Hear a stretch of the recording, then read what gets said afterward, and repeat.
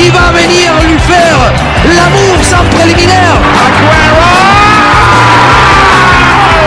Bonjour à tous et bienvenue dans cet épisode de The Extra Time. Mathieu et Valentin sont avec moi aujourd'hui. Comment ça va les gars ?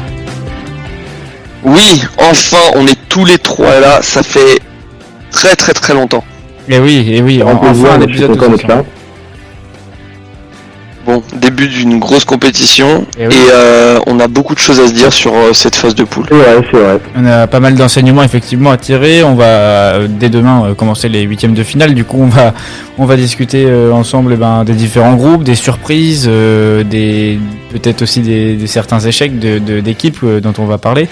En tout cas, effectivement, l'Euro 2020 va pas mal nous occuper. Et puis quelques petites infos transferts et puis nouvelles règles aussi en Ligue des Champions. On va en parler. Donc voilà, c'est au programme aujourd'hui. Effectivement. Donc on va commencer tout de suite donc par la toute première le tout premier segment de cet épisode. On va tout d'abord rendre hommage à Christian Eriksen qui lors de la première journée, pas la première journée mais les premiers matchs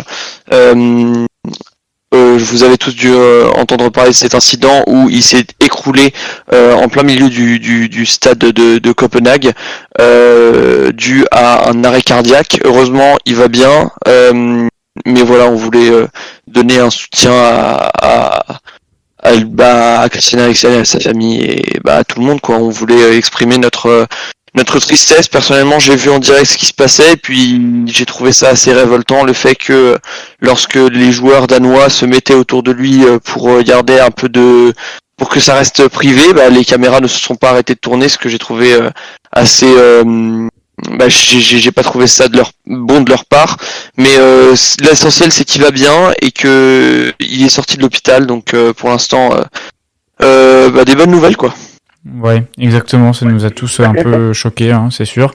Mais le plus important, c'est que les secours ont pu être là très vite. C'est aussi ça qui l'a sauvé. Et puis forcément, savoir que ça peut arriver à n'importe qui, ça peut aussi sensibiliser aux règles, comment on appelle ça, les gestes de premier secours. Là, effectivement, ça nous sensibilise tous. On se dit que dans la vie de tous les jours, ça peut arriver à tout le monde et c'est important de savoir comment agir dans ces situations d'urgence.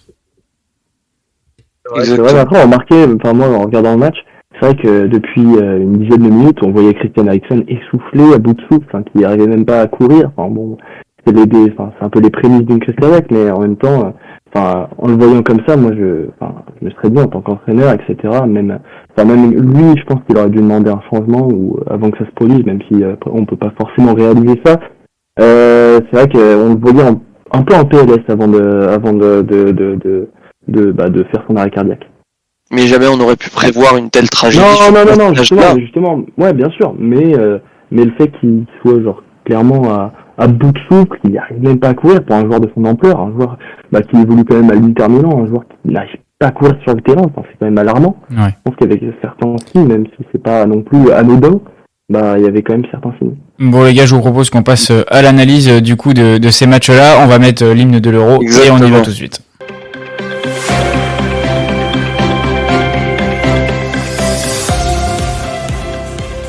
On va donc commencer l'analyse de ces matchs. Mathieu, par quoi tu veux commencer toi ?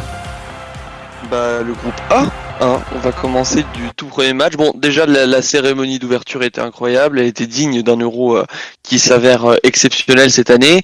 Mais le premier match en soi, en tout cas, je parle de la première mi-temps, n'était pas très excitante. On voyait les Turcs qui défendaient énormément, les Italiens qui ont très clairement dominé ce match, et puis au final ils ont été récompensés par ces 3 buts bien mérités et ils nous ont fait peur dès la première journée.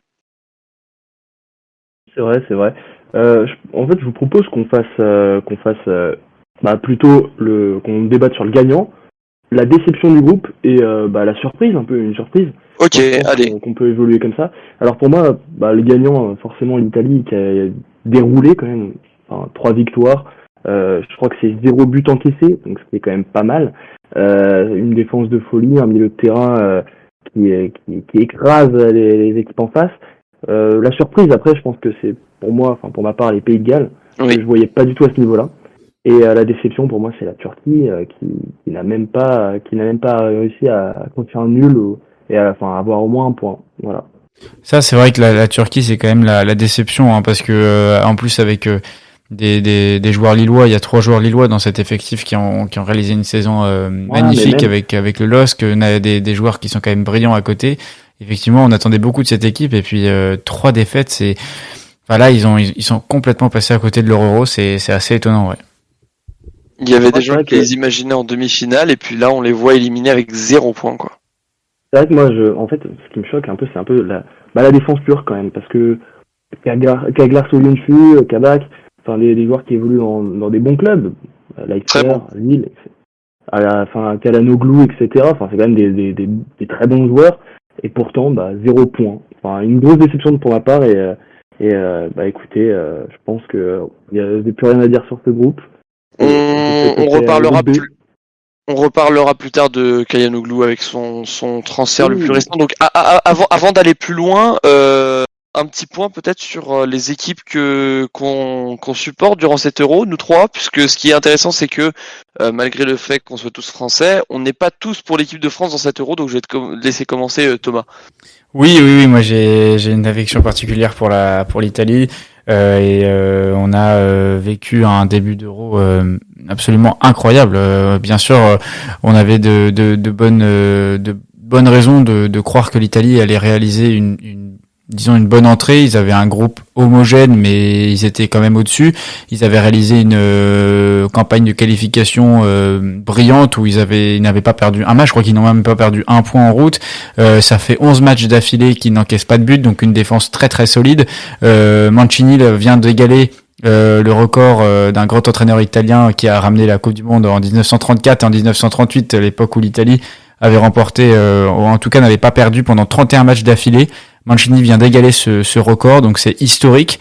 Il entre vraiment dans l'histoire et on a une Italie qui, en plus de faire des résultats, joue bien. Et ça fait longtemps, disons qu'avec Antonio Conte, on avait une équipe de l'Italie qui allait au courage, au forceps, qui donnait tout ce qu'elle avait avec des joueurs, je dirais, pas de seconde zone, mais pas des stars. Et là, cette équipe italienne, déjà, elle a des bons joueurs, mais en plus, elle a un collectif génial. Les buts qui sont marqués sont tous bien emmenés, c'est magnifique, franchement. Et puis on a 2 révélations. La première, c'est Locatelli, parce que là, depuis le début de l'Euro, c'est lui qui crève l'écran en Italie, associé à Verratti et Jorginho au milieu de terrain, même avec Barella, hein, bien sûr, Nicolo Barella de l'Inter Milan. Je crois que l'Italie a un des meilleurs milieux de terrain en Europe. Et puis bien sûr on a Spinazzola, le latéral gauche, qui a été flashé à plus de 38 km/h, 39 km/h, plus rapide qu'Mbappé depuis le début de cet Euro.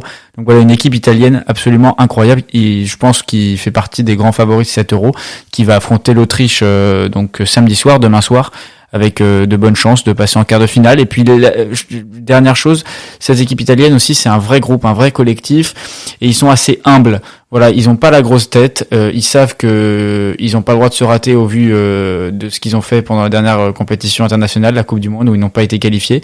Voilà, il y a de l'humilité dans cette équipe-là, et c'est un vrai collectif, ça s'entend bien. Donc il y a bonne raison de croire qu'on peut raconter sur les Italiens jusqu'au bout de la compétition. Alors pour ma part, ce sera pas aussi joyeux, étant donné que je suis né à Londres, donc forcément j'ai un grand attachement pour l'équipe d'Angleterre. Vous en doutez bien, je suis pas aussi content que Thomas sur le début de cet Euro. Certes, on est qualifié, premier de la poule, mais des résultats qui sont très décevants pour une équipe anglaise qui est quand même l'équipe la plus chère de tout cet Euro, qui a des joueurs exceptionnels, qui viennent de plein de clubs exceptionnels en Europe et pas que en Angleterre. On voit des Jadon Sancho également qui viennent du Borussia Dortmund. Après, même au sein des clubs anglais, on a certains des plus grands noms dans ces clubs-là. Raheem Sterling de Manchester City, Mason Mount qui a eu une énorme saison avec Chelsea, Harry Kane, un des meilleurs buteurs d'Europe, sans contestation. Mais pourtant, c'est mou, il y a rien. Il n'y a pas de construction dans le jeu. L'Écosse a été au-dessus durant le deuxième match. J'ai même été déçu pour les Écossais étant donné qu'ils n'ont pas pu arracher cette victoire aux Anglais, car ils la méritaient tout simplement. Y a rien d'autre à dire là-dessus. C'était tout simplement décevant. Donc je vais pas autant parler de l'Angleterre que Thomas a parlé de l'Italie parce qu'il n'y a pas autant de bonnes choses à dire, mais je vais également parler du Portugal, étant donné que c'est un peu ma deuxième nation, vu que mon père est portugais et que c'est mon grand-père portugais qui m'a réellement initié au football. Le Portugal pour lequel j'ai été beaucoup plus content que pour l'Angleterre durant cette phase de poule, qui a eu des bonnes performances. Face à la Hongrie a été très bonne, hein, on en parlera plus quand on parlera du groupe F, c'est cette équipe de Hongrie qui a su montrer que malgré le fait qu'on l'a laissé de côté à chaque fois qu'on parlait de ce groupe de la mort, ils ont su se dévoiler durant cet Euro, durant leurs 3 matchs. Le Portugal a dû attendre la 84e minute pour marquer. Le match face à l'Allemagne était extrêmement décevant, certes, mais les Portugais se sont ressaisis durant le match face à la France, où durant la première mi-temps ils ont tout dominé. Et malgré le fait qu'ils n'aient marqué que 2 pénaltys, c'était une bonne prestation de la part du Portugal dans ce match qui était plutôt serré. Donc Paul-Antoine, je vais te laisser finir, étant donné que toi c'est un peu le plus évident. Moi, fan de l'équipe de France. Maintenant, si je dois parler de l'équipe de France, je dirais que c'est un bilan contrasté pour moi cette phase de poule, parce que je suis un peu déçu de l'animation offensive, de l'apport offensif de certains joueurs, du réalisme offensif, la difficulté à marquer certains buts, surtout pour Karim Benzema. Bon, il a eu que 2 matchs de préparation avant cet Euro, avant de revenir dans l'équipe de France. Maintenant, je pense que Didier Deschamps n'a pas réussi à trouver la composition qui permettait à l'équipe de France de dominer chacune de ses rencontres. Je pense que aussi il y a eu un mauvais choix. Enfin, après c'est une critique personnelle, mais il y a eu un mauvais choix sur les latéraux. Je pense que Didier Deschamps aurait dû sélectionner Théo Hernandez et éviter de prendre Clément Lenglet, parce que Clément Lenglet risque de ne pas être utilisé au cours de cet Euro, et je pense que Théo Hernandez aurait pu être un apport à cette équipe lorsqu'on voit les blessures, etc. Et maintenant, heureusement, on est qualifié en étant premier du groupe, mais je pense que la plus grosse déception, c'est l'animation offensive de cette équipe de France, puisque le milieu de terrain, aussi créatif qu'il est, avec les deux des meilleurs joueurs au monde, N'Golo Kanté et Paul Pogba, réussissent à créer des ouvertures, mais bon, un peu décevant. Voilà. Donc on va pouvoir continuer de débriefer ces phases de poule avec le groupe B, le groupe de la Belgique, qui a fait la même chose que l'Italie. Ils ont un record parfait, 9 points, 3 victoires. La seule différence c'est qu'ils ont encaissé un but, mais ils ont marqué le même nombre de buts que l'Italie, c'est-à-dire 7. C'est également le groupe où il y avait le Danemark, donc l'équipe de Christian Eriksen. J'ai été très heureux de les voir se qualifier durant cette dernière journée grâce à cette énorme victoire face à la Russie. Thomas, qu'est-ce que t'en penses? Ouais, c'est un peu l'histoire de cet Euro, l'équipe du Danemark qui d'entrée nous a touché, hein, on en a parlé tout à l'heure avec Eriksen, qui ensuite on va pas se mentir, au soir de la deuxième journée, on les voit quasiment éliminés, et puis là ils viennent gagner un match incroyable contre la Russie. Ils reviennent de nulle part, ils sont un peu miraculés comme Eriksen, et finalement ça devient un peu la belle histoire de cet Euro.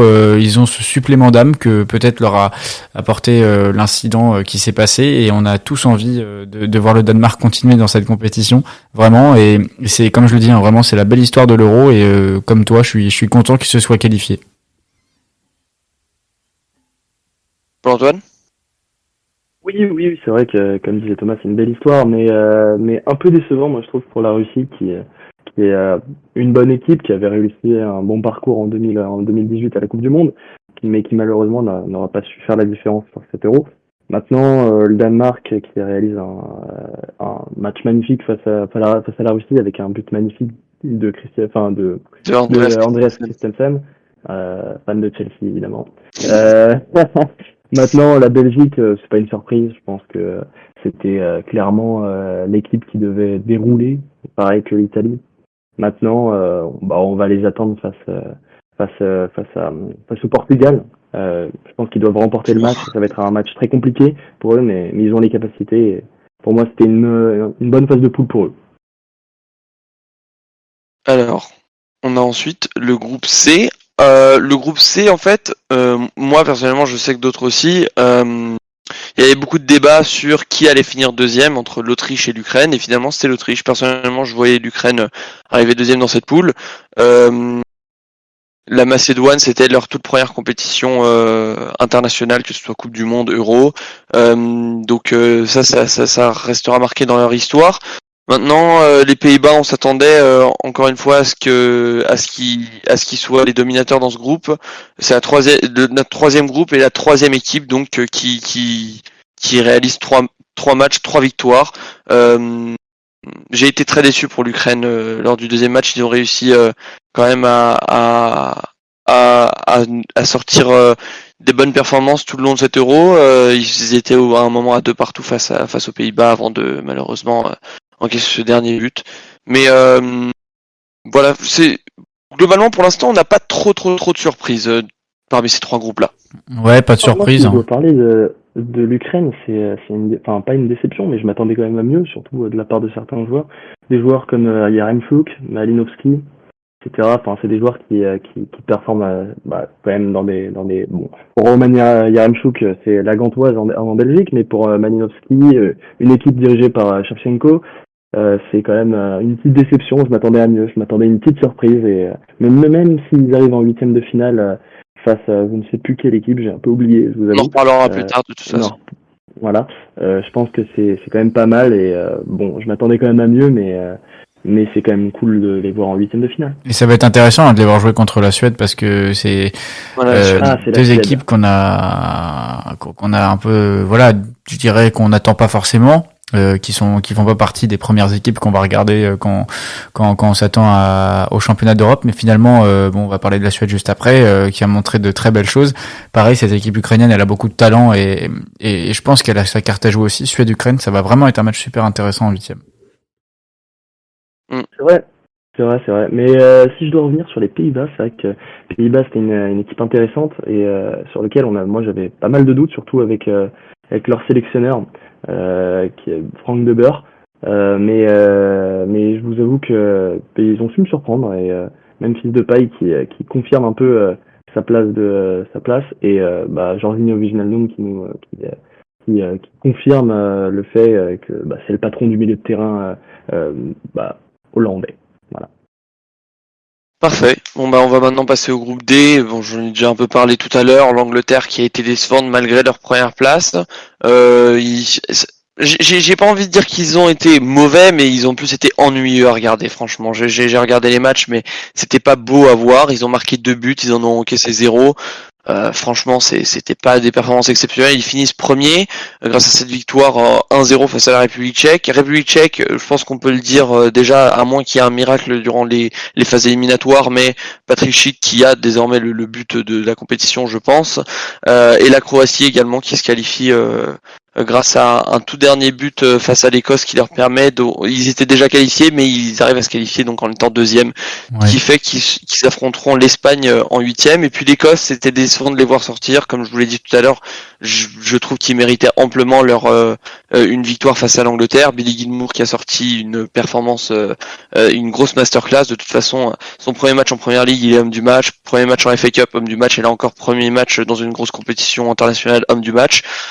C'est un grand joueur qui a un grand futur devant lui. Malheureusement, vous avez dû l'entendre, il est atteint de la Covid, donc on espère qu'il ira mieux. Et puis également, pour revenir une dernière fois sur Angleterre, Mason Mount et Ben Chilwell, qui sont ses compagnons donc à Chelsea, ont passé un moment avec lui à la fin du match, donc ils sont confinés jusqu'à la veille du match face à l'Allemagne, qui est un gros match pour l'Angleterre. Mason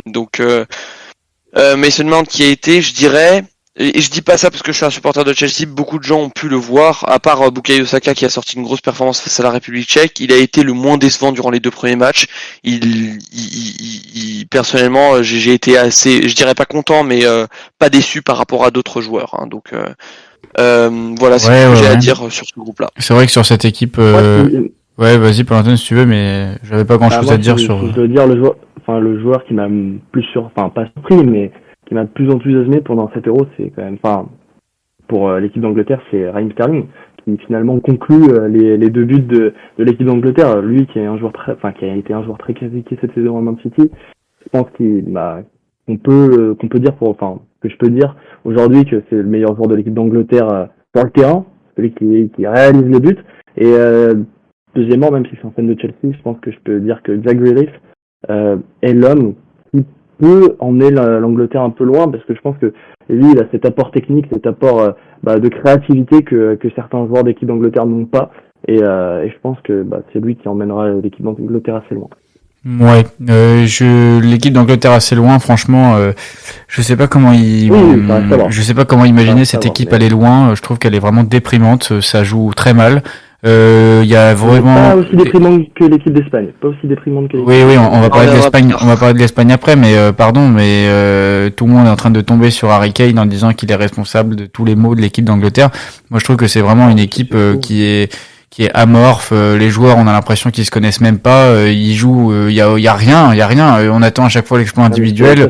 On regarde le match de l'Angleterre, on s'endort. Franchement, c'est une équipe qui est vraiment pénible pour les yeux et j'espère que l'Allemagne va vite nous éliminer cette équipe parce que franchement, j'en peux plus de voir jouer l'Angleterre. Je suis navré, mais vraiment, c'est plus possible. Moi, ce qui me dérange dans cette équipe, c'est Gareth Southgate. Pour moi, c'est le problème de l'équipe d'Angleterre. Je pense que au-delà de ça, Gareth Southgate n'apporte rien dans la tactique.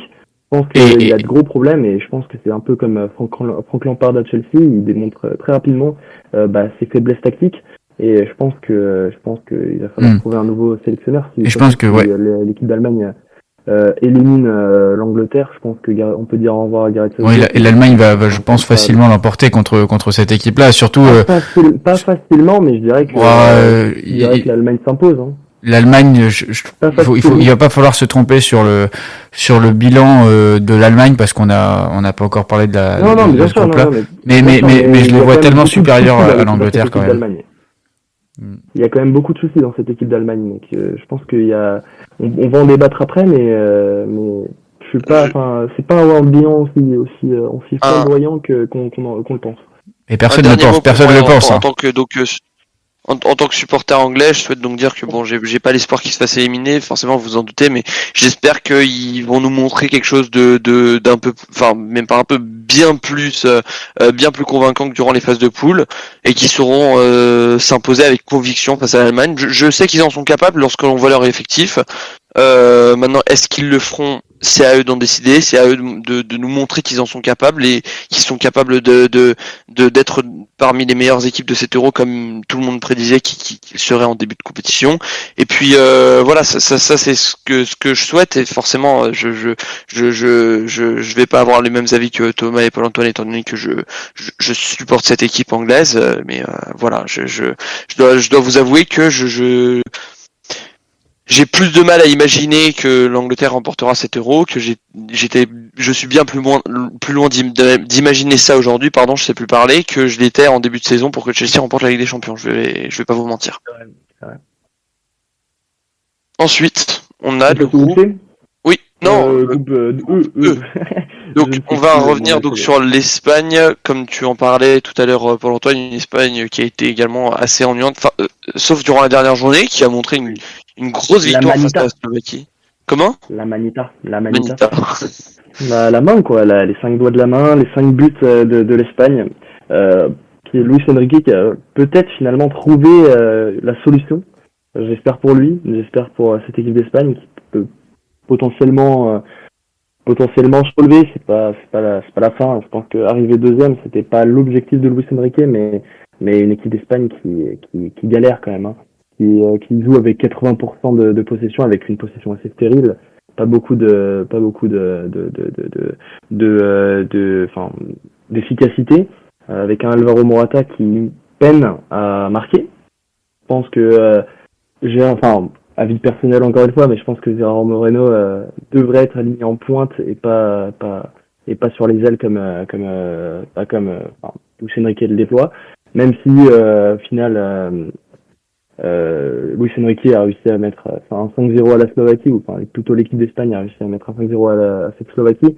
Je pense que l'équipe d'Espagne elle a pas trouvé encore la formation, les joueurs qui composent cette formation pour gagner un Euro. Pour moi, ils vont pas aller très loin, mais c'est une petite déception pour moi l'Espagne à cet Euro, sur cette phase de poule en attendant. Alors Thomas, plus grosse déception, tu dirais que c'est plus l'Espagne ou la Pologne qui a fini dernière de ce groupe? Oh non, plus l'Espagne parce que la Pologne, je suis d'accord que c'est plus une surprise la Pologne. Maintenant l'Espagne, on attendait quand même de cette équipe un un minimum de niveau. C'est ce qu'on attend d'une équipe de ce standing, même si personne n'était dupe avant cette compétition. Hein. L'Espagne n'a pas montré grand-chose dans les compétitions. Tu vois, par toi. Oui, je disais quand même que l'Espagne remporterait l'Euro. Je suis désolé, je tiens juste à préciser. D'accord. Je les voyais remporter l'Euro. Bah écoute, t'as pas dû bien regarder les matchs de l'Espagne parce que ça se sentait. Et puis même en Espagne, j'écoute quelques reporters qui sont là-bas et j'ai même été en Espagne ces derniers jours. Il n'y a pas beaucoup de ferveur autour de l'équipe espagnole. Je crois que Luis Enrique, il est complètement entêté, il est hors sol avec son jeu qui correspond déjà plus au foot de maintenant, mais c'est pas pour ça que ça peut pas correspondre à une équipe. Mais je crois que même les joueurs, ils sont incapables d'être efficaces dans ce genre de disposition. Tu l'as dit, Morata a beaucoup de mal à trouver le chemin du filet. Je crois que Morata n'est vraiment pas un joueur qui est fait pour jouer en pointe seul. Il a besoin de jouer avec un autre attaquant et c'est là où il est bon. À la Juve, il est plutôt bon quand il est mis avec Ronaldo. Morata est fait pour jouer et pour être mis en appui avec un autre buteur. Là, on peut pas se reposer sur Morata en pointe. Et puis il y a beaucoup d'approximations dans cette équipe, plus un entraîneur un peu entêté. Voilà, ça fait beaucoup de choses. Malheureusement, une équipe qui passionne pas en plus en Espagne, il n'y a pas beaucoup de ferveur. Donc compliqué pour l'Espagne, vraiment. Je les vois malheureusement pas aller très loin. Ce que tu as dit, c'est vrai que, en même temps, mettre Morata avec un autre attaquant, pourquoi pas? On l'a bien vu qu'à l'Atlético Madrid, ça ne fonctionnait pas non plus. Mais quand t'as Ronaldo à côté, forcément, ça fonctionne parce que Ronaldo est un très grand joueur. Mais je pense que, Morata, il a beaucoup de mal à trouver le chemin des filets et il a pas. Tu me parles de Ronaldo, mais Ronaldo, qui ne réussirait pas à jouer avec Ronaldo, tu vois? Ronaldo, il fait en sorte à ce que les joueurs à côté de lui soient dans de bonnes conditions. Forcément, les joueurs réussissent avec lui, pas forcément tous, mais Morata a conclu une saison assez correcte, même si, dans le système de Simeone à l'Atlético un an auparavant, Morata il n'avait pas du tout les mêmes résultats et c'est pour ça que l'Atlético ne veut pas de lui. L'Atlético le reprendrait d'office, mais je pense que Morata il a bien plus de problèmes qu'on ne le pense et il s'agit pas juste de le mettre avec un autre attaquant. Ouais. C'est mon avis. Bon, petite coupure, on est désolé pour Antoine, qu'est-ce que je raconte? Thomas a dû nous quitter, il avait une urgence, donc on va finir ce podcast à deux. Décidément, on n'arrivera jamais à finir un podcast tous les trois. J'espère que pour le débrief des huitièmes, ce sera possible. Donc on va finir avec ce groupe de la mort. La France qui finit première avec l'Allemagne juste derrière à égalité de points avec le Portugal. Donc l'Allemagne qui finit au-dessus du Portugal à travers les confrontations directes, étant donné qu'ils ont battu le Portugal 4-2. La Hongrie, pour moi, c'était clairement la grosse surprise de ce groupe. Et puis, un peu de déception de chacune des trois autres équipes. La France face à la Hongrie, Allemagne pareil, et puis le Portugal qui face à l'Allemagne a été n'importe quoi. Notamment Nelson Semedo, je pense qu'on peut tous être d'accord sur ça. Ouais, c'est vrai, Nelson Semedo a été transpercé par Robin Gosens. Maintenant, c'est vrai que le Portugal avait pas mal de difficultés. Je pense que on l'a bien vu face à la France. Ils ont réussi à résoudre ce problème en n'alignant pas William Carvalho, qui a été une grosse erreur. Je pense que le duo Danilo Carvalho, Pereira Carvalho, était le duo qui gangrénait un peu cette équipe du Portugal, qui gangrénait par son manque de créativité, alors qu'un Renato Sanchez, qui, on l'a vu face à la France, ne manquait absolument pas d'énergie, d'endurance et de créativité, a su quand même assurer face à la France. Et si je dois parler donc de la Hongrie, c'est vrai que c'est une petite surprise. L'Allemagne, c'est à la fois une déception, mais bon, ça reste correct. Je pense que face au Portugal, c'est un très bon match qui effectue, mais face à la Hongrie, qu'est-ce que c'est que ça? C'est n'importe quoi. Je pense que l'Allemagne qui est dominée pendant 4 heures, pas dominée, mais qui prend 2-0, qui prend un but, ils égalisent, ils en prennent un, ils réégalisent. C'est pas la façon de voir l'Allemagne passer deuxième, quoi. Et je pense que c'est pour ça que l'Allemagne n'a pas un bilan assez aussi flamboyant que Thomas pouvait le voir. Mais bon, là c'est huitième de finale, on va se rattraper, commencer une nouvelle compétition et puis voilà. Donc quelques petites statistiques sur ces matchs de poule. Pour l'instant, on a eu droit à 94 buts avec 2,62 buts en moyenne par match. Donc c'est assez animé ces euros si on exclut les matchs de l'Espagne et de l'Angleterre. Au niveau de plus de précision, c'est le Pays-Bas qui a marqué le plus de buts durant les phases de poule. Je vais pas tergiverser plus longtemps sur les différentes statistiques. Je voulais juste donner un petit mot par rapport à un joueur que j'ai toujours aimé, qui m'a toujours impressionné, que j'ai toujours soutenu, c'est Cristiano Ronaldo.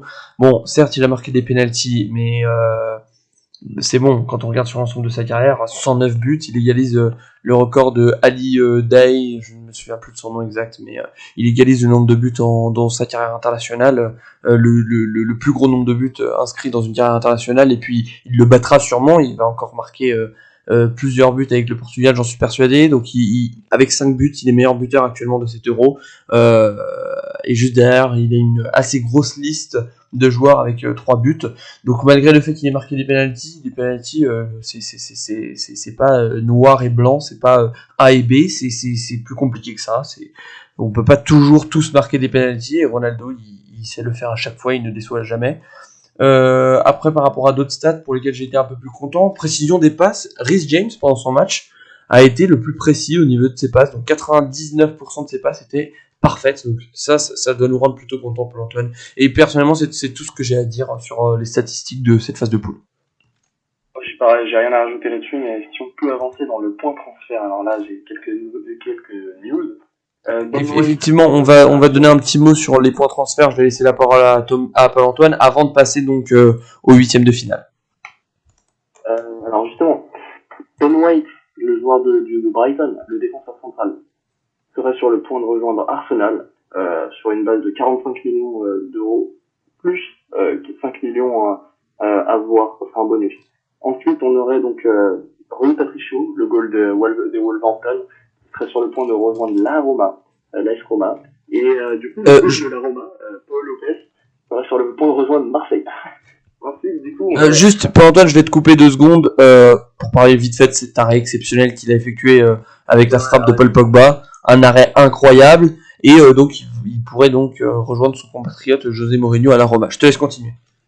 Alors ensuite, du coup, on aurait Achraf Hakimi, le latéral droit de l'Inter de Milan, le piston de l'Inter de Milan, l'homme qui a un peu sauvé l'Inter de Milan, enfin pas sauvé, mais qui a fait briller l'Inter de Milan sur cette dernière saison, enfin sur ces dernières saisons finalement, serait sur le point de rejoindre le Paris Saint-Germain. Ça fait mal, ça. Qui était déjà en négociation avec Chelsea, finalement a choisi le Paris Saint-Germain. Et maintenant, Lucien Favre, l'ancien coach de Dortmund, aurait refusé de rejoindre donc Crystal Palace, et il aurait aussi refusé Fenerbahçe. Donc voilà. Maintenant, c'est tout ce que j'avais à dire pour un transfert. Donc juste vite fait aussi. Non, j'ai un dernier point, ce serait Jadon Sancho qui serait plus proche de son contrat avec Manchester United. J'allais justement parler. La modique somme de 95 millions. 95 millions. Je me doute que tu tires ces informations de Fabrizio Romano, qui est notre dieu à tous quand ça vient par rapport au transfert. Erling Haaland aussi qui est en train d'hésiter, on va dire. Enfin, on est quasiment sûr qu'il quittera le club cette saison. Durant cette période de transfert, il était tout proche de rejoindre Chelsea avant que le Real arrive sur la table de négociation. Donc on verra comment ça se profile dans les prochains jours. Étant donné qu'il ne participe pas à l'Euro, il a plus de temps pour penser à son avenir. Et dernier petit point, le contrat de Lionel Messi qui s'écoule d'ici une semaine seulement. Il n'a toujours pas re-signé de contrat avec le FC Barcelone. On s'attend à... Alors attends. J'ai des précisions. Là je m'emballe tout de suite, mais on parle de quand même de favori. Apparemment Lionel Messi serait plus proche d'un contrat avec le FC Barcelone, et d'autant plus qu'il aurait décidé de réduire son salaire pour réduire la dette du Barça, et tout ça grâce à Juan Laporta. C'est pas mal, moi je suis content, et évidemment il a annoncé qu'il avait envie de rester au FC Barcelone, ce qui est tout le temps, ce qu'il le dit, et je pense qu'il va signer d'ici quelques semaines, même quelques jours. Donc justement, j'étais sur le point de le dire, on s'attend tous à Oui, non, on s'attendait tous globalement à ce qu'il re-signe son contrat, mais il n'y avait rien de concret, rien de sûr. Totalement. Et ce serait un contrat qui durerait jusqu'en 2023. Voilà, donc 2 ans. Et puis faut pas oublier non plus. Enfin, on parle beaucoup de l'Euro. On n'est pas en train de parler de la Copa América. On ne suit pas très bien la Copa América étant donné que nous sommes en Europe. Mais il joue aussi une grosse compétition cet été, donc il doit quand même se focaliser sur cette équipe d'Argentine et de son contrat avec le FC Barcelone ensuite. Donc pour Antoine, Les contrats, ça se gère entre agents, entre la direction et les agents des joueurs. Mais donc finalement, c'est pour ça que Lionel Messi peut totalement se concentrer sur sa compétition. Et l'Argentine qui ne déçoit pas finalement, ils sont premiers de leur poule avec 3 victoires sur 4 matchs, un match nul ou 3 matchs, 3 victoires sur bref, ils sont sur 3 victoires, je crois, un peu dans le genre, et c'est déjà pas mal.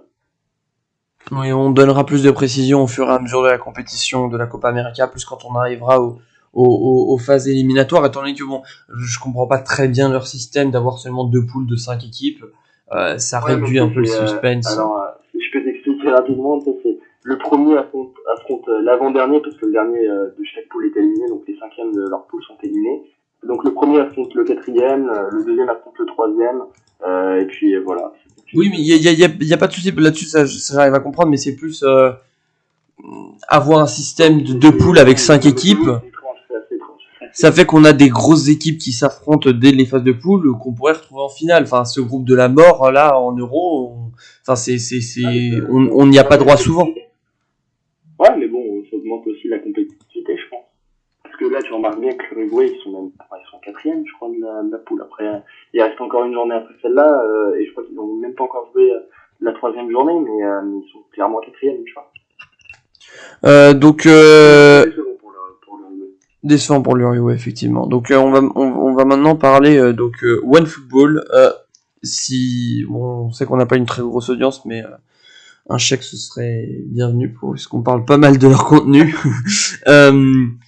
Donc ils ont 2 listes. Donc la première qui est donc la liste des équipes qui se sont qualifiées pour les 8e. Ils les ont classifiées du 16e au 1er. Donc les plus convaincants entre guillemets de cette phase de poule, et puis ils ont également effectué une Team of the Group Stage qui consiste en les meilleurs joueurs dans chaque position de cette phase de poule. Donc pour Antoine, on va commencer tout de suite par la 16e équipe donc de cette phase de poule, parmi les équipes qualifiées, c'était l'Ukraine. Ils disent que l'Ukraine a été impressionnante durant leurs 2 premiers matchs, mais ils ont eu du mal face à l'Autriche, ce qui leur a coûté la 3e place. C'est ce que je disais, moi, c'est une équipe que j'affectionne particulièrement de par les joueurs qu'ils ont. C'est un peu décevant, même si ils sont qualifiés pour les 8e de finale, de très bonnes performances de la part de Yarmolenko, Roman Yaremchuk, Zivchenko aussi, Tsigankov, etc., Malinovski, des joueurs qui ont assez bien performé. Maintenant, moi je les attends quand même en quart de finale, pourquoi pas, ça serait pas mal, mais bon, c'est la Suède. En 15e, on a la Croatie, donc qui était dans le groupe C. Décevant, oui, ils n'ont pas été impressionnants du tout. Moi, ce qui m'impressionne dans cette équipe, c'est les joueurs en milieu de terrain. Alors, ils ont un très bon milieu de terrain avec Luka Modric, Kovacic et Brozovic qui a évolué à l'Inter de Milan, mais il y a aussi Pasalic, et ça permet une certaine rotation du milieu de terrain. Et c'est vrai que moi, je m'attendais à un peu plus de réalisme de leur part. Maintenant, c'est la défaite face à l'Angleterre qui a un peu tout fait et qui a un peu tout gâché. Et je crois que, je sais plus, ils ont fait un match. Ils sont à 4 points. Ils ont fait un match nul face à quelle équipe déjà? C'était je crois que c'était face à la République tchèque. La République tchèque. Voilà. Alors là, tu vois, c'est là où je suis un peu déçu, c'est qu'on s'attend, pour les finalistes de la Coupe du Monde 2018, on s'attend vraiment à un plus gros résultat. Et on s'attendait à un peu plus de réalisme de leur part, et je pense que c'est ça qui a manqué. En plus, c'est une équipe qui, à mon avis, on s'attend à une équipe un peu fatiguée, tu vois. Des joueurs qui évoluent, leur milieu de terrain qui évolue, qui ont joué la plupart des matchs cette saison. Brozovic qui a fait une saison incroyable avec l'Inter, Modric qui fait une saison assez même bien, plutôt bien, en demi-finaliste de la Ligue des Champions, vice-champion de la Liga. C'est pas mal, c'est une bonne saison pour Modric, une saison qui était quand même assez bonne, et Kovacic qui gagne la Ligue des Champions, qui joue bien, etc. On en a déjà parlé. Mais du coup, c'est vrai que c'est une équipe à moi un peu essoufflée, je pense, arrivée à l'Euro. Juste après, donc on a les adversaires qui ont effectué un match nul face à eux, la République tchèque, qui donc n'a pas su faire grand chose face à l'Angleterre lors de leur dernier match, mais ils étaient déjà qualifiés, mais donc ça leur a coûté le fait que ils finissent troisième, donc ils affronteront les Pays-Bas, qui est un gros adversaire dans 2 jours, dimanche, donc on verra comment ça se profile pour eux. Ils n'ont pas été très impressionnants. Durant la première journée, ils ont bien joué, comme je l'avais dit, but de la compétition pour l'instant pour moi. Je sais pas ce que t'en penses, Antoine. J'ai pas vu un autre but qui m'avait plus plu que ça, donc c'est vrai que le but de Patrick Schick, il est formidable. Il a enroulé du milieu de terrain. Je sais pas si t'as vu, mais si t'as vu la vue un peu d'hélicoptère du but. Oui. Le ballon qui fait une courbe magnifique et qui arrive en plein juste en dessous de la barre, parfaitement cadré, et je pense que c'est pas mal. D'ailleurs, je viens de recevoir une notification. Selon la Gazzetta, l'avenir d'Hakimi serait déjà tout tracé et signerait au Paris Saint-Germain. C'est quasiment fait. Ok, bon, c'est pas une très très bonne nouvelle pour nous, supporters de Chelsea, mais voilà. C'est vrai. Bon, on continue. Le 14e. Exactement. Le 14e, c'était la République tchèque, donc le 13e, on a l'Autriche. Donc on avait l'Ukraine qui était dernière, et on a l'Autriche qui est 13e, qui était en contrôle total face à l'Ukraine. Ils ont donné une performance, mais c'était leur performance la plus impressionnante jusqu'à présent dans la compétition.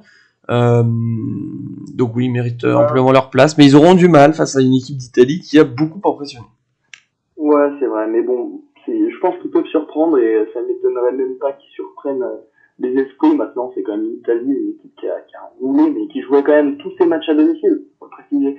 Une équipe qui jouait tous ses matchs à domicile et qui joue encore, je crois, à domicile. Je crois que le match, le match sera à Wembley, donc non, le match n'est pas à domicile, mais je pense qu'il y a moyen qu'il crée la surprise, pourquoi pas.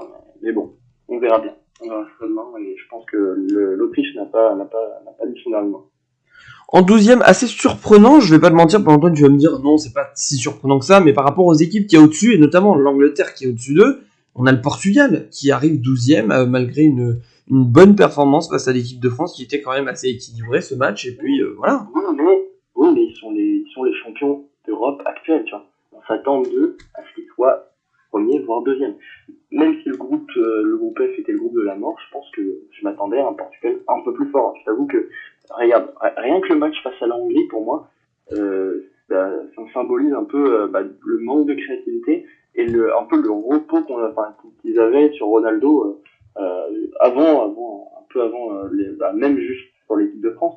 Je pense que le Portugal n'a pas pu rentrer dans cet Euro, et une nouvelle compétition commence avec les phases éliminatoires à match direct.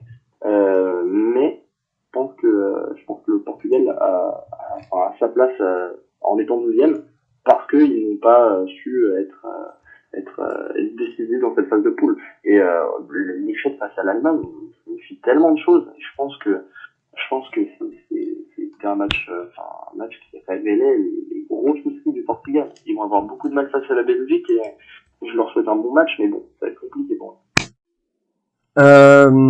C'est vrai, moi personnellement, on voyait en 2016, je le dis et je le redis et je le redirai, si Cristiano Ronaldo n'était pas sorti sur blessure, je pense que la France aurait remporté cet Euro, étant donné que l'équipe tournait énormément autour de Cristiano Ronaldo. C'est-à-dire, t'as la balle, tu passes à Ronaldo, tu récupères la balle, tu la passes direct à Ronaldo, il va marquer, t'inquiète.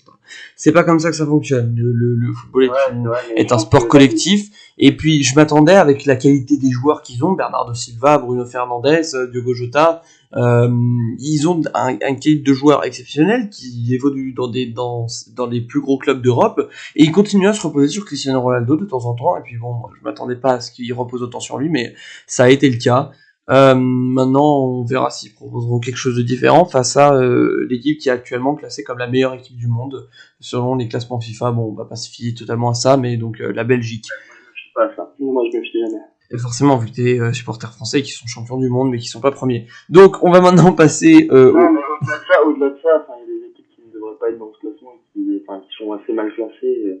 Et pareil, l'équipe du Brésil qui est trop bien classée pour moi, vu les performances qu'ils font en Coupe du Monde, en compétition internationale, pour moi, il devrait pas être classé, être aussi bien classé que ça. Et je pense que il y a d'autres équipes qui qui sont justement pas assez bien classées pour ce qu'ils proposent. Tu vois. On va maintenant passer au 11e. On va aller un peu plus vite parce que là on en a fait que 5. Donc on a la Suisse qui a un peu mis à l'écart la Turquie lors de leur dernier match. Mais ils ont été battus par l'Italie forcément. Donc Lors de la deuxième journée. comment Ouais, lors de la deuxième journée. Oui. Bah du coup moi j'ai quasiment rien à dire sur l'équipe l'équipe suisse parce que c'est pas une équipe que j'ai regardée, j'ai pas pris le temps de la regarder. Je pense qu'ils ont été sauvés par un homme, c'est le petit lutin beaucoup trop musclé, Shaqiri, qui a sauvé cette équipe de Suisse. Mais bon, moi je m'attends pas à une grosse performance, ils ont été un peu décevants en arrivant en troisième et on verra bien ce qu'ils proposent en huitième de finale face à la France, mais je m'attends pas à grand chose. En parlant de petits joueurs, joyeux anniversaire à Lionel Messi qui a maintenant 34 ans. Dixième, une équipe du même groupe, le Pays de Galles qui a affronté l'Italie. C'est la seule équipe qui n'a pas encaissé 3 buts et qui n'en a encaissé un seul. Et on le rappelle, ce carton rouge de Ethan Ampadu, j'ai trouvé ça vraiment surabusif. Il n'y avait pas une grosse faute. Ils ont joué à 10 durant plus d'une demi-heure et ont réussi à tenir assez longtemps et ils ont su jouer leur jeu. Ouais, moi le Pays de Galles c'est l'équipe qui m'a surpris et je pense que leur place est méritée, c'est une bonne place, je pense que c'est juste en dessous de la moyenne, mais bon ça c'est une bonne place pour le Pays de Galles. Je m'attends pas non plus à une grosse performance face au Danemark, mais pourquoi pas. Il n'y a pas grand chose à dire non plus là-dessus. Donc en 9e position nous avons la Suède qui finit première de son groupe avec l'Espagne et l'Ukraine que la plupart des gens voyaient être les deux premières équipes, mais non, c'est bien la Suède avec 7 points, aucune défaite lors de leurs 3 premiers matchs de cet Euro. Ils sont plutôt bien classés dans cette liste, je n'y vois aucun inconvénient. Moi, je t'avoue que je vois les limites de la Suède et les limites de la Suède, on les a remarquées face à l'Espagne, ou même dans la phase de poule, c'est le fait qu'ils jouent trop souvent sur la défensive et qui repose trop sur Alexander Isaac et je pense que même si c'est un joueur de très grande qualité, je pense qu'il faut pas se reposer sur lui et je pense que leur style de jeu défensif en restant cantonné sur un bloc bas, ça sera pas la solution en huitième de finale et je m'attends à ce que l'Ukraine fasse la surprise. En 8e, ça va peut-être te surprendre étant donné que leurs adversaires sont encore plus hauts qu'eux dans cette liste, mais on a l'Allemagne. L'Allemagne, ouais. Moi, je suis contrasté, je l'ai dit auparavant. Je pense que j'ai rien d'autre à rajouter sur cette équipe allemande. Maintenant, je m'attends à ce qu'ils fassent l'exploit en huitième de finale. Et j'espère comme ça l'Angleterre aura un nouveau souffle pour 2022. En 7e, on a le Danemark qui, heureusement, a su se qualifier malgré la tragédie du premier jour, sans laquelle sûrement ils auraient remporté le match face à la fin. Un petit coup de gueule, ça mérite pas. C'est pas non plus une très belle phase de poule qu'ils nous ont faite. Bon, face à la Belgique, je m'attendais à un petit résultat de leur part, mais face à la Finlande, là, ça a été vraiment très très décevant et je pense que... Oui, mais on peut pas leur en vouloir non plus. Enfin, bien sûr, mais ils ont quand même une équipe avec de très bons joueurs. La plupart des joueurs, comme Delaney, Youssef Poulsen, Christensen, etc. Joachim Melle, etc. C'est des joueurs qui évoluent dans des bons clubs, tu vois. Je pense que vous avez quoi faire plus et surtout passer une Finlande la Finlande, c'est le pays auquel je m'attendais le moins, ils sont même pas en huitième de finale, mais c'est le pays qu'il fallait battre, tu vois, fallait assurer 6 points au moins minimum. Parce que moi, le Danemark, je le vois comme une bonne équipe, tu vois. C'est une équipe au niveau de l'Europe qui est assez bonne, et je m'attendais vraiment beaucoup plus du Danemark. Et j'étais un peu déçu justement de cette phase de poule de leur part, et le fait qu'ils ne concluent pas face à leur Finlande, aussi, psychologiquement, je pense que ça a été dur pour eux, mais c'était un peu dommage, quoi. Oui, certes, mais pourquoi pas aller faire l'exploit face au Pays de Galles, et je pense que ce sera pas un exploit, ce serait juste du réalisme et du bon sens que de dire que je pense que le Danemark va passer face au Pays de Galles. C'est vrai, on va voir s'ils arriveront à répéter donc cet exploit de 1992, il me semble, où ils ont battu l'Allemagne en finale de l'Euro. Sixième, enfin, on a droit à l'Angleterre. Bon, alors la justification de OneFootball pour les mettre aussi haut, parce qu'on va pas oublier non plus que OneFootball, ils sont anglais.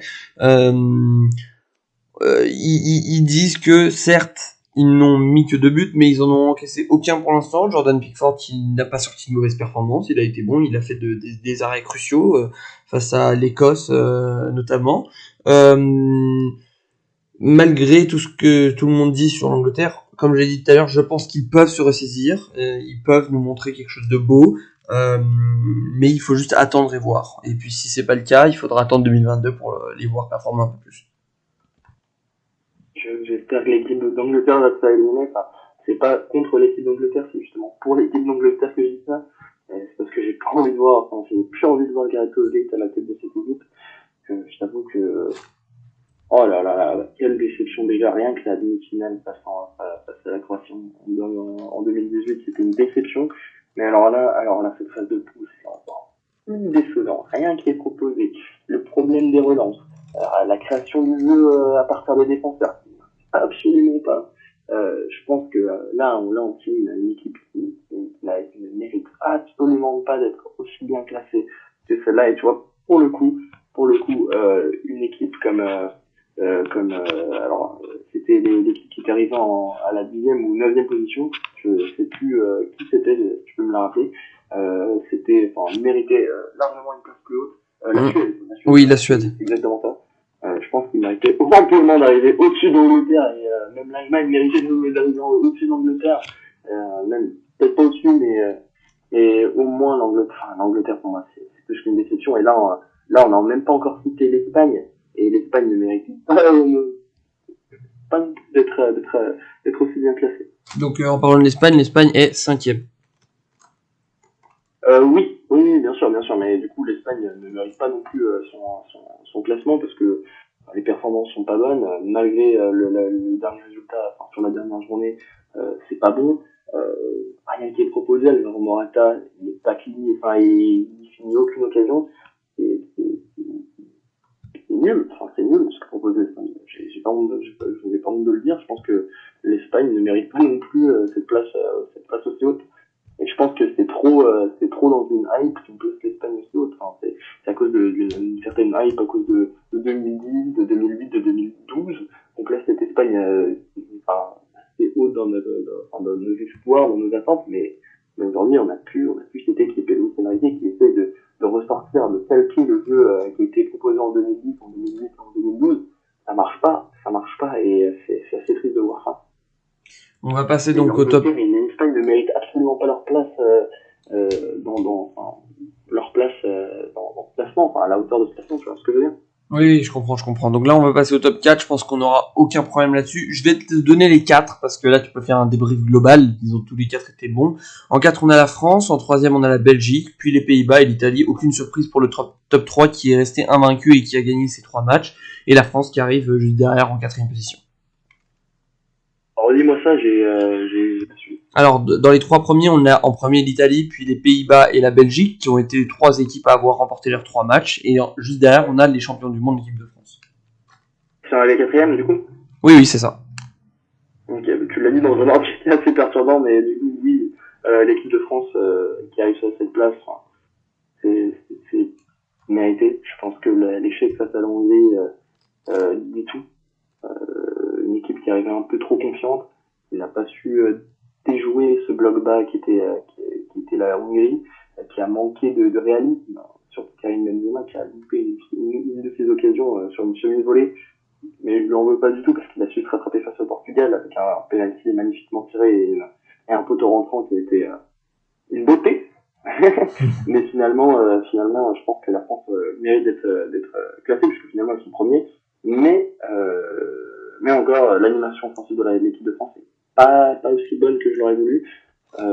Des joueurs qui marchent un peu dessus, Didier Deschamps qui n'arrive pas à trouver un système, et je préférais, surtout avec les latéraux qui viennent d'être blessés, je préférais que Didier Deschamps évolue sur un 3-4-3 avec Kingsley Coman et Thomas Lemar, qui permettrait du coup de jouer avec 3 défenseurs, Koundé, Kimpembe et Varane, et qui permettrait à la France d'avoir un peu plus de potentiel offensif. Très bien, donc on va maintenant passer à l'équipe des phases de poule. Les meilleurs joueurs dans chaque position, on va dire si on est d'accord ou non avec cette équipe de OneFootball. On se rapproche pas mal de l'heure de tournage là on a peut-être déjà dépassé, étant donné qu'on a filmé tout à l'heure avec Thomas, j'ai pas le temps exact de cet enregistrement, mais donc on va maintenant passer à cette équipe. On va aller assez rapidement. Je pense qu'il n'y a aucun doute pour dire que Gianluigi Donnarumma en gardien, ça se mérite.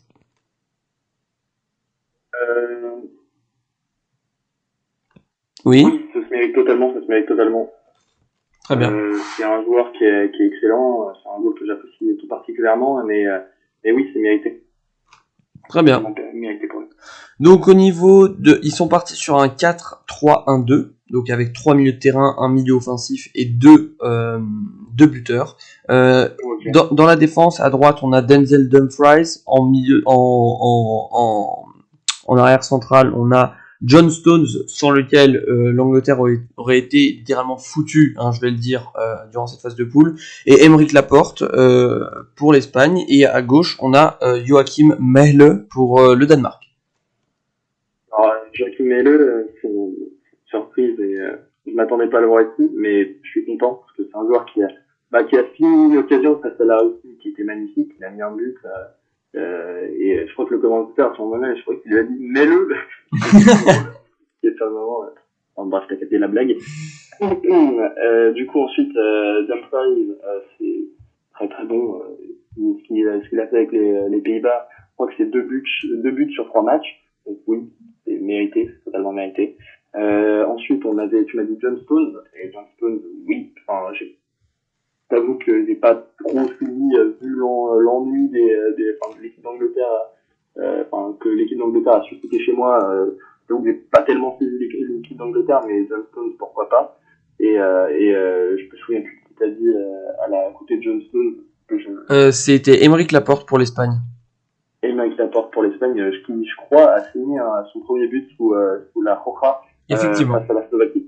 Oui. Donc, oui, pourquoi pas. Au milieu, j'aurais bien vu un Kimpembe ou Varane, surtout sur la dernière journée face au Portugal, qui est assez remarquable. Mais pourquoi bon, pas.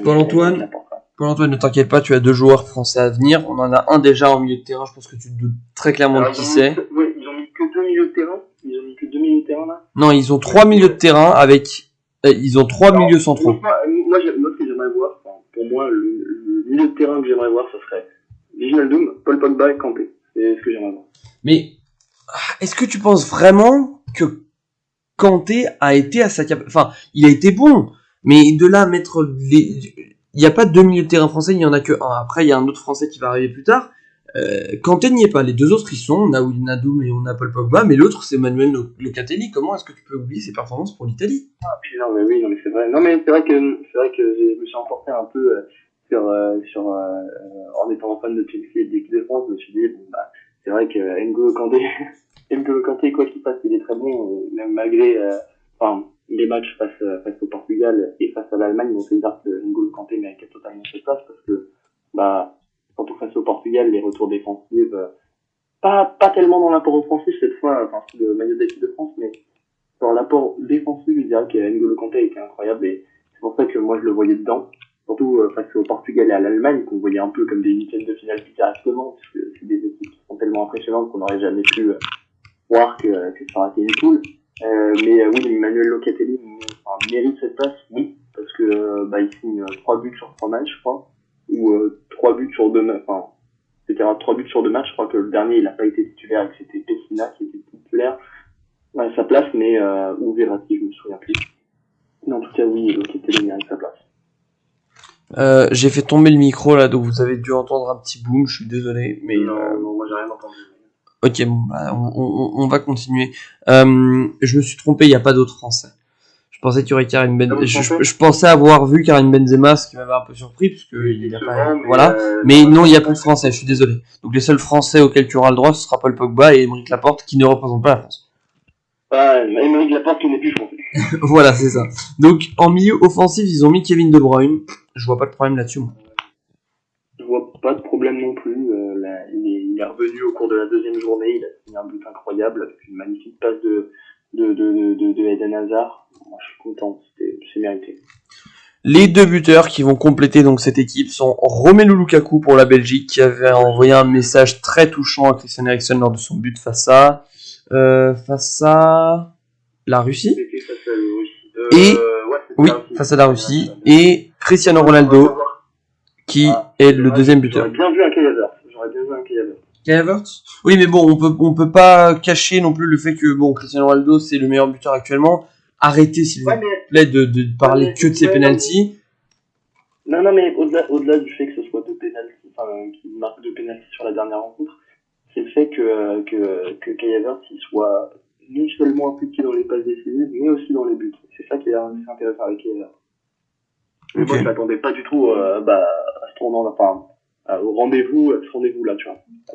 C'est pour ça que ça aurait été plus comme une surprise de le mettre là, tu vois. Comme la surprise de cette équipe.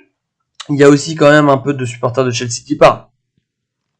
Non, pas du tout. Ok, bon, si tu le dis. En relation avec c'est la saison qu'il a connue à Chelsea, mais en voyant ce qu'il fait avec la Manchester. On va maintenant passer aux prédictions pour les huitièmes de finale. Ce qui va se passer, c'est que étant donné que à chaque fois, étant donné que Thomas n'est pas là, Paul-Antoine et moi, nous allons vous donner nos prédictions, et puis ensuite je demanderai à Thomas quelles sont ses prédictions à lui pour les huitièmes. Donc soit lui s'enregistrera en train de donner ses prédictions, soit je m'enregistrerai en train de vous dire ce qu'il aura mis, et puis on vous mettra ça juste après les prédictions de Paul-Antoine et moi-même. Donc on va commencer par demain. Demain à 18h, on a Pays de Galles contre le Danemark. Je te laisse commencer, Paul-Antoine. Alors moi je vois le Danemark gagner sans trop de difficulté, mais moi je verrais bien soit un 3-1, soit un 2-1.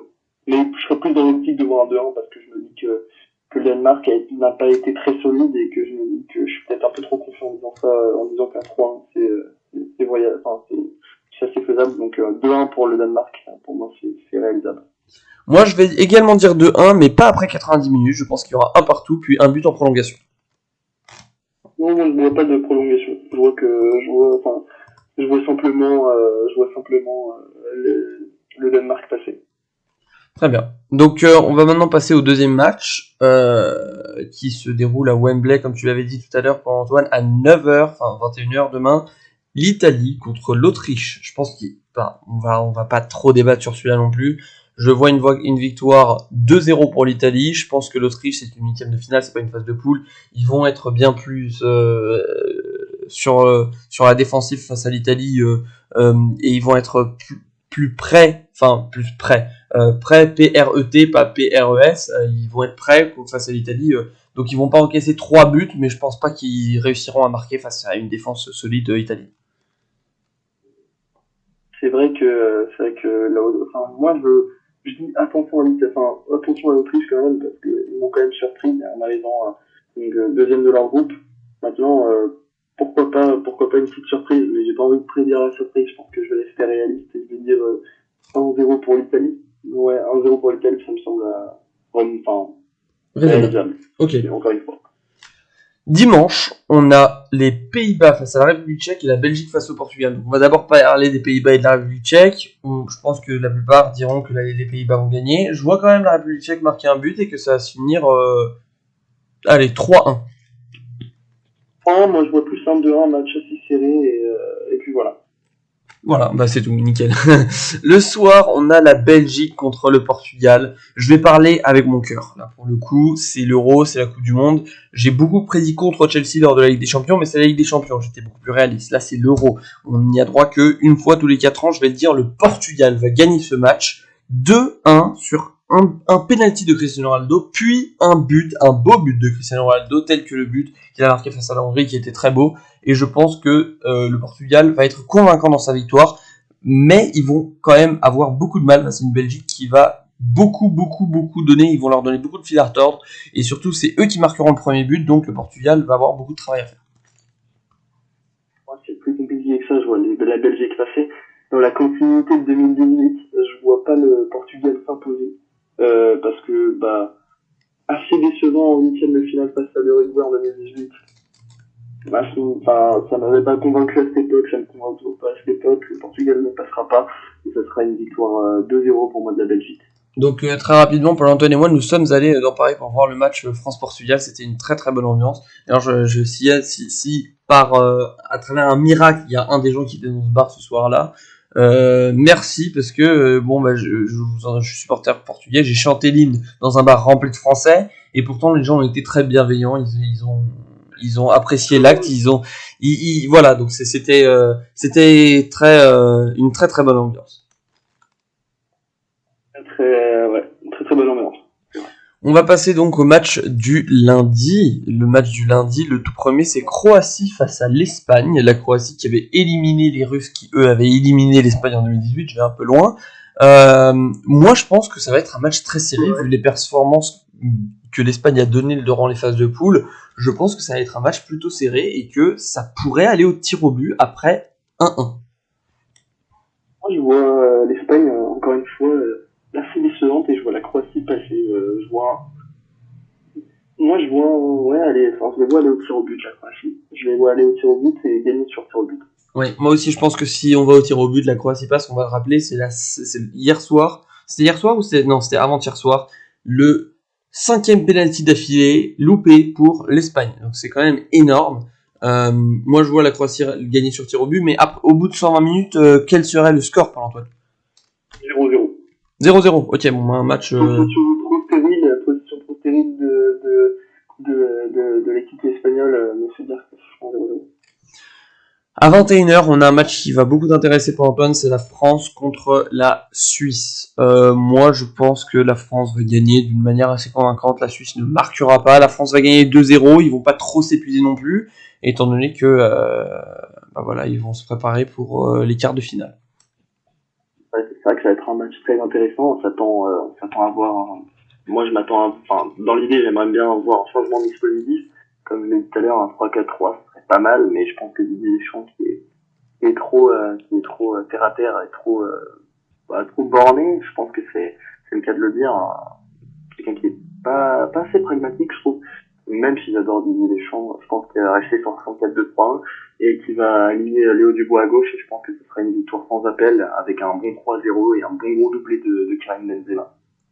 Et un but de Kylian Mbappé qui n'a toujours pas marqué lors de cette rencontre. C'est vrai. Donc on va passer au dernier match. Bon, franchement, mardi, je dois vous le dire, j'ai un examen le lendemain. Je vais être extrêmement stressé. Ce jour-là, ça va être un jour...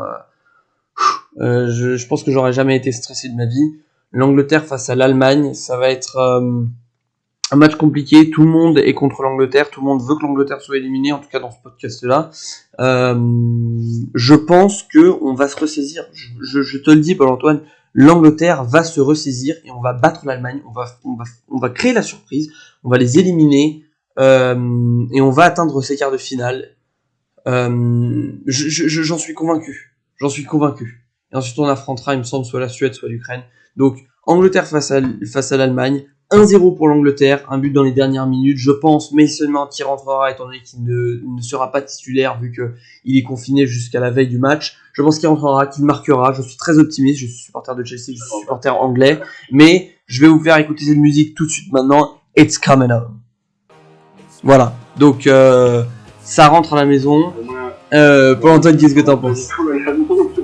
Ça va jamais rentrer à la maison et ça ne rentre, pour l'instant ça ne rentrera pas à la maison. Je pense que l'équipe Angleterre n'a pas la capacité de battre l'équipe allemande et je pense que ça va être pas une victoire sans appel mais un bon petit 1-0 des familles pour l'équipe d'Allemagne et je pense que ça sera un bon but de Robin Gosens et je sais pas pourquoi je le sens et Robin Gosens il est entré dans son euro face à la Hongrie. Je pense que là ce sera la même chose et qu'il va nous coller un petit but et j'espère pour l'équipe d'Angleterre que ce sera une grosse défaite. Ah, il était quand même très très très méchant, franchement. Mais je suis désolé, mais c'est justement pour Gareth Southgate dégage. Ça serait un bon truc que Gareth Southgate dégage. Je n'aime pas Gareth Southgate. Mais pourquoi tu n'aimes pas Gareth Southgate? Tu me disais toujours. Il ne propose rien avec l'équipe d'Angleterre. On se voit depuis 3 3 ans, même beaucoup plus. Mais tu vas pas me dire que la défaite face à la Croatie est une défaite tactique, je suis désolé, mais c'est tout simplement que l'Angleterre menait le jeu. L'Angleterre... C'est mental, mais c'est encore plus triste de voir que c'est mental. Mais mentalement, c'est les joueurs qui se sont totalement effondrés après le premier but de la Croatie. Mais je vais te donner un exemple tout simple. Regarde France-Portugal. France-Portugal, la France perd 1-0 juste avant la mi-temps. Ils égalisent avant la première mi-temps. Enfin, juste avant qu'ils égalisent, tu remarques bien que l'équipe de France, elle est démoralisée. Ils sont sur un passage qui est très faible. Genre, quasiment aucune passe réussie, des pertes de balles assez débiles.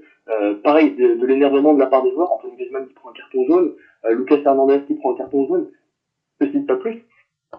On retourne dans les vestiaires, Didier Deschamps remotive les joueurs ressortent du vestiaire, marquent un but, et c'est comme ça que ça se passe, tu vois. Moi, je n'a pas su maintenir cette équipe d'Angleterre en 2018, et ce fait, il m'a tellement déçu, et vu les joueurs qu'ils avaient, je pense que c'était le moment d'aller chercher une Ligue des Champions, j'allais dire, mais non, une Coupe du Monde, enfin, même d'aller chercher une place en finale. Et là, aujourd'hui, j'espère que Gareth Southgate se fera virer, parce que si tu regardes bien, et tu as regardé les matchs de l'équipe d'Angleterre, c'est 2 buts sur 3 matchs. 2 buts. Je vais pas te mentir, Paul-Antoine. T'as un potentiel offensif qui est incroyable. Harry Kane, Phil Foden, comment il s'appelle, Jack Grealish, Mason Mount, Sterling, c'est Jadon Sancho, je te cite même pas plus, t'as même pas besoin de plus.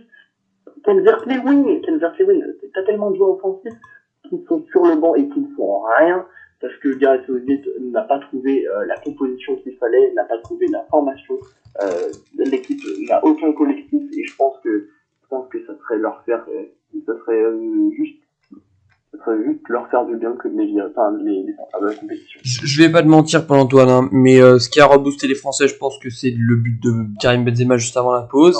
Non, Paul-Antoine, juste deux secondes.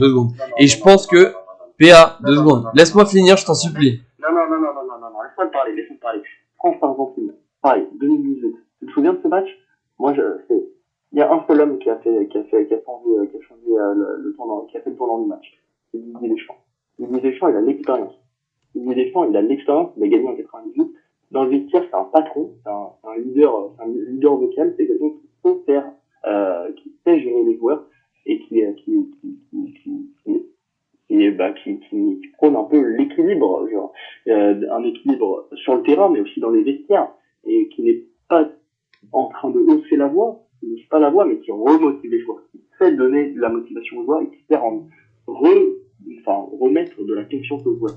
Et regarde Karim Benzema, c'est un exemple con, mais Karim Benzema, sur cette phase de poule, il est critiqué, par de nombreuses personnes. Même moi, j'ai pu le critiquer sur ses premiers matchs. Mais regarde, Didier Deschamps ne l'a pas lâché et n'a pas voulu mettre les Giroud sur le terrain. Et pourtant, Karim Benzema a claqué un doublé face au Portugal. Et justement, je pense que Didier Deschamps a eu, dans les conférences de presse, c'est bon, lors des conférences de presse, c'était bien. Et le fait qu'il ait discuté avec certains joueurs, qu'il ait discuté avec Karim, qu'il ait créé cette cohésion d'équipe. Regarde l'équipe de France aujourd'hui. L'équipe de France, elle a ce collectif grâce à lui. Il a su créer ce collectif. Et aujourd'hui, l'équipe de France a gagné une Coupe du Monde. Pas grâce à lui, parce que faut aussi faire valoir, de redonner à César ce qui est à César, mais sans Didier Deschamps, la France n'aurait jamais gagné une Coupe du Monde. C'est tout ce que je vais juste te demander, s'il te plaît, de me laisser aller au bout de mon raisonnement cette fois-ci.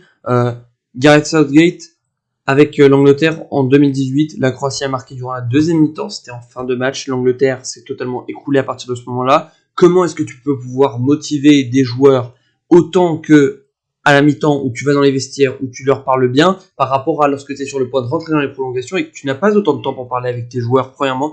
Tu vas peut-être dire que c'est une excuse débile, mais je pense personnellement que durant le match face au Portugal, c'est vraiment, quand on voit leur visage, c'est le but de Karim Benzema qui les a reboostés. Si Benzema n'avait pas marqué ce but et que Didier Deschamps leur avait donné un discours très motivant, l'histoire de la seconde mi-temps n'aurait pas été la même. Et je tiens juste à te dire une dernière chose qui va peut-être t'énerver, et beaucoup de Français aussi, mais le penalty, la faute sur Kylian Mbappé, j'ai même vu beaucoup de Français admettre que ce n'était pas vraiment digne d'un penalty, contrairement à la faute de Hugo Lloris sur Danilo Pereira. Même s'il touche la balle d'abord, c'est une faute. Et ok, si tu veux, mais le pénal, la faute qui a été faite à la 90e par Bruno Fernandes dans la surface de réparation, En dehors. dû être un penalty, mais suite à la faute qui a été sifflée en première période par Matteo Laos sur Kylian Mbappé, le penalty n'a pas été sifflé pour cause d'équilibrage arbitral, et c'était logique, fallait équilibrer la rencontre, et du coup il ne l'a pas sifflé. Et je reviens sur Gareth Southgate, oui, mais à ce moment-là, si tu ne dis pas à tes joueurs de rester concentrés, de rester dans leur match à la mi-temps, il s'écroule, et c'est logique. C'est pas, Gareth Southgate n'est pas un leader, et Gareth Southgate n'a pas le rôle qu'a Didier Deschamps dans le vestiaire en équipe d'Angleterre, et ça se remarque facilement. Ça se remarque facilement parce que si tu remarques bien, le travail de Didier Deschamps de 2014 de 2013 jusqu'à 2019, jusqu'à maintenant, le travail de Didier Deschamps est énorme. Quart de finale en Coupe du Monde 2014 avec un effectif qui, je te rappelle, n'a rien à voir avec l'effectif qu'on a aujourd'hui. Mais vu les performances qu'on a faites face à l'Allemagne en 2014, je pense que je vais pas parler pour un con en disant qu'on a très bien joué et qu'il a suffi juste d'une petite tête de Max Hummels et de la malchance pour Karim Benzema pour qu'on se fasse éliminer de cette Coupe du Monde, et Gareth Southgate n'a qu'à bien se tenir, parce que j'espère qu'il sera bien éliminé en huitième de finale. C'est tout pour moi. On verra bien, on va pas tergiverser plus longtemps là-dessus, on verra de toute façon mardi soir, et à 21h on a enfin la Suède contre l'Ukraine. Je vois un match très équilibré, un partout jusqu'à la 90e où la Suède marquerait en toute fin de match. Moi je vois une victoire de l'Ukraine sur une victoire lors des prolongations, avec un 1-0 pour les prolongations. Et j'ai dit qui allait marquer déjà à la dernière minute? Tu m'as dit la Suède, non? Oui, donc oui, ok, j'avais eu peur d'avoir dit l'Ukraine, non, je disais bien la Suède. Donc je pense qu'on a fait le tour de toutes les huitièmes de finale. Donc selon toi, on a le Danemark, tout comme moi, l'Italie également, Pays-Bas. Maintenant, on n'est pas d'accord sur Belgique et Portugal. Croatie-Espagne, on est d'accord pour dire que ce serait la Croatie. France, pareil. Suède, Ukraine, on n'est pas d'accord, et Angleterre, Allemagne non plus. Donc globalement, c'est les équipes que je supporte, plus la Suède et l'Ukraine. Donc on verra comment ça va se passer. Bonjour, là je fais cette petite coupure pour faire comme c'était prévu, donc je vais vous dévoiler les prédictions que Thomas m'a donc envoyées. Vous le savez, vous l'avez entendu au cours du podcast, il a dû s'absenter. Donc on va commencer tout de suite, donc logiquement par le premier match, Pays de Galles contre le Danemark. Il voit une victoire pour le Danemark, tout comme Paul-Antoine et moi, une victoire 2-1 pour les Danois. Pour le deuxième match, Italie-Autriche, tout comme moi, c'est un 2-0 selon lui, pour l'équipe donc qu'il soutient, comme il vous l'a dit plus tôt dans le podcast. Pays-Bas, République tchèque, il voit une victoire bien plus large que Paul-Antoine et moi pour les Pays-Bas, avec une victoire 3-0. Belgique-Portugal, il voit le Portugal passer, tout comme moi, cependant ce serait au penalty après deux buts pour les Belges, ainsi que 2 buts pour les Portugais au bout de 120 minutes. On passe dans la seconde moitié donc de ces huitièmes de finale avec Croatie-Espagne. Thomas, contrairement à Paul-Antoine et moi qui avions dit que la Croatie passerait potentiellement au penalty, Thomas voit directement une victoire 1-0 pour l'Espagne au bout des 90 minutes. La France contre la Suisse, 3-1 selon lui. Angleterre-Allemagne, tout comme Paul-Antoine, vous le savez très bien, ils veulent que l'Angleterre se fasse éliminer, malheureusement pour moi, mais il a prédit 3-1 donc pour l'Allemagne. Et enfin, entre la Suède et l'Ukraine, Paul-Antoine avait dit que l'Ukraine l'emporterait, me semble-t-il, durant les prolongations. Ça fait un moment qu'on l'a enregistré, donc je me souviens plus exactement. Moi, en tout cas, j'avais dit 2-1 pour la Suède avec un but à la dernière minute dans les 90e. Et Thomas, lui, tout simplement a dit 2-0. Donc une victoire un peu plus confortable pour la Suède. Voilà, vous avez nos prédictions à tous les trois. Et puis on se retrouve après les huitièmes pour débriefer de cela. Et ensuite pour nos pronostics d'écart. Bon, je vais un peu trop loin. Je vous laisse avec la conclusion de ce podcast. En tout cas, je pense qu'on aura droit à de très très beaux matchs. Et de toute façon, on se retrouve pour les les quarts de finale qui commenceront le 2 juillet. Et donc avec les 8e qui finissent le 29, entre ces deux dates, nous pourrons enregistrer un autre épisode. Puis on a les demi-finales, et puis on en est déjà presque à la moitié de l'Euro, hein. Enfin, ça a commencé le 11 juin et puis ça se finit le 11 juillet, donc on est déjà bien parti dans une compétition qui risque d'être très belle sur ces phases éliminatoires. C'est vrai que c'est un bel gros pour l'instant. J'attends un peu plus de surprise de la part de certaines équipes comme l'Ukraine, même si c'est vraiment un petit rêve pour moi de voir l'Ukraine passer en quart de finale, mais bon, on verra bien. Exactement, donc on vous dit à bientôt, à la prochaine, et puis merci beaucoup d'avoir regardé cet épisode. N'hésitez pas à nous suivre donc sur YouTube, d'allumer les notifications de façon à pouvoir recevoir des notifications pour tous les épisodes à venir. Vous pouvez également nous écouter plutôt sur toutes vos plateformes de podcast, à savoir Spotify, Apple, tout. Donc merci une dernière fois d'avoir suivi cet épisode. Un dernier mot pour Antoine ? Écoutez, c'est un plaisir de faire les pronostics pour les 8e de finale, et à bientôt. À bientôt, exactement. Bon, ciao.